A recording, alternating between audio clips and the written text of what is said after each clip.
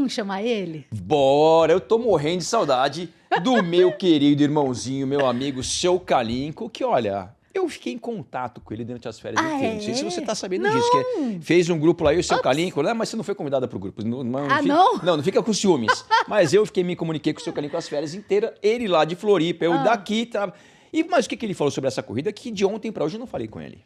Vou colocar. Por favor. Posso? Vambora. Olha, a corrida foi mais ou menos. Eu achei um risco muito grande correr com a pista do jeito que estava. Enquanto não acontecer um acidente grave, não vão tomar uma atitude. Mas até que gostei. Alonso mostrou quem é Alonso ontem.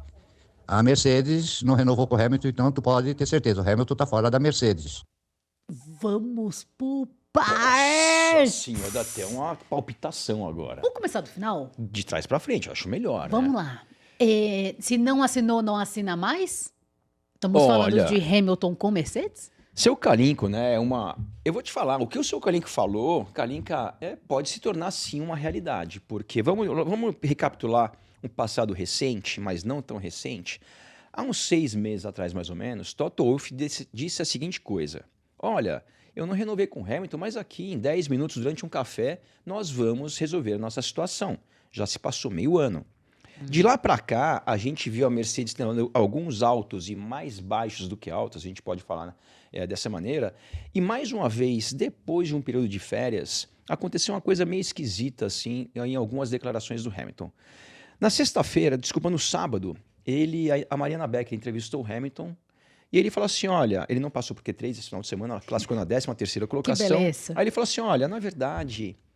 E a Mari fez uma pergunta assim, sabe aquela pergunta tentando dar uma força e tentando achar uma explicação? Ela falou assim, olha, você acha que foi o trânsito, o tempo mudando, o clima, não sei o quê? Ele falou assim, não, na verdade foi muito difícil passar para o Q2, ou seja, querendo dizer que quase não vai para o Q2, e se fosse para o Q3 ia ser mais difícil ainda, e sem contar, né, que o Russell com a Mercedes classificou na 3ª colocação. E ele falou assim, olha, realmente a gente não está bem, tal e coisa e tal. E a Mari falou assim, pô, e amanhã de repente seca ou faz sol, você acha que pode melhorar? Ele falou assim, não, acho que não vai ter. Ou seja, Nossa! tudo que ela falou de muito. Isso foi no sábado. Já no domingo, a gente vai falar um pouco o que aconteceu na corrida do Hamilton, mas após a corrida do Hamilton, ele falou assim, olha, se não fosse a estratégia, eu acho que a gente poderia chegar, ele usou um termo que não é muito comum. Já ouvi falar de top 10, top 5, top 3, ele mandou um top 2. Já ouvi falar de top... um top 2? Mandou um top 2. Ele falou assim, uma dupla de 2. Aí ele falou assim, podia chegar no top 2. Aí ele pensou e falou assim, olha, eu acho que eu poderia desafiar o Verstappen essa corrida. Não, mas é isso no outro dia? Não, no outro dia, sendo que de um dia para o outro, você, primeiro de tudo, a gente já falou aqui várias vezes, não pode mexer no carro praticamente do sábado para o domingo. O que você pode fazer após a classificação para a corrida é uma mudança na asa dianteira e muito pouca coisa, praticamente nada. E de fato, o Hamilton, no domingo, ele foi bem em termos de ritmo. A estratégia dele foi muito ruim, a gente vai falar sobre isso daqui a pouco. Mas o que eu quero dizer é, como é que pode um carro que, segundo o Hamilton, malha ia passar para o Q2, no domingo esse mesmo carro ia desafiar o Verstappen pela vitória... A Mariana Becker tentando levantar a bola dele num dia, não levantava de jeito nenhum. No dia seguinte, ele levantou de um jeito, acho que talvez um pouco mais alto do que deveria, não sei. Aí, quando foi falar da estratégia, ele falou assim, olha, nós erramos, a equipe, nós trabalhamos juntos, mas no final das contas, quem decide isso é a equipe. Já empurrou também. Ou seja, um café de 10 minutos já passou meio ano, não resolveu, até agora não tem nenhum contrato assinado, até agora o Hamilton com uma postura muito assim, esquisita, diferente. Então, voltando ao que o seu Kalinko pontuou, Kalinka, não me surpreenderia a partir desse momento, ou das últimas semanas, que o Hamilton de fato não continue na Mercedes. Estou aqui cravando? Não dá para cravar nada, a gente não está lá como a gente gosta sempre de pontuar, mas que realmente essa situação está extremamente esquisita, ela está. Bom, outra coisa que o seu Kalinko falou, vitória do Alonso, né? Vitória. Não. Chegou no pódio. Que é praticamente uma vitória, vai. É porque não conta o Verstappen, entendeu? Então, o Alonso sendo Alonso. O Alonso andou muito bem. Foi muito bem. Aliás, que corrida do Alonso, já vamos falar sobre isso. Mas ele começa falando também sobre os perigos da pista. Torcedor de Fórmula 1 raiz fala, pode estar caindo o mundo, os pilotos precisam se virar na pista. Para você... Deu tudo certo? Foi uma boa direção de prova com relação ao tempo? Desculpa, Kalinka.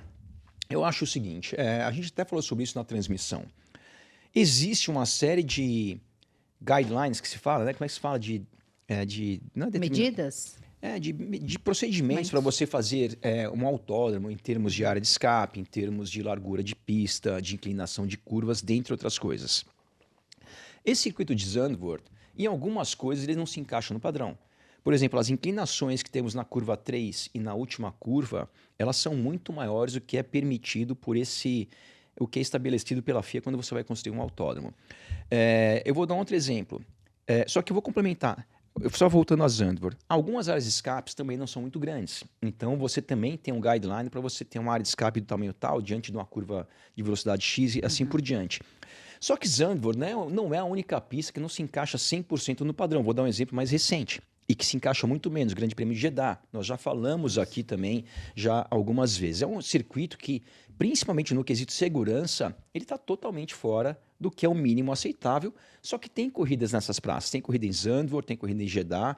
Normalmente, por alguma questão, muitas vezes, não estou afirmando que cada caso é um caso, mas muitas vezes até uma questão comercial, ou no caso de Zandvoort, uma questão de um fenômeno Max Verstappen, que é holandês, então a Fórmula 1 voltou para a Holanda, acho que em função muito do sucesso que o Verstappen faz no mundo inteiro, mas principalmente na Holanda.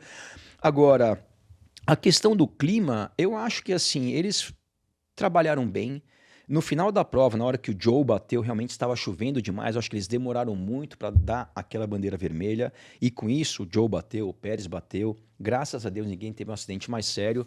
Mas eu tô com o seu Kalinko que eu acho que poderiam ter parado a corrida um pouco mais cedo naquela parte final. Mas antes disso, eu acho que estava numa situação aceitável para competir.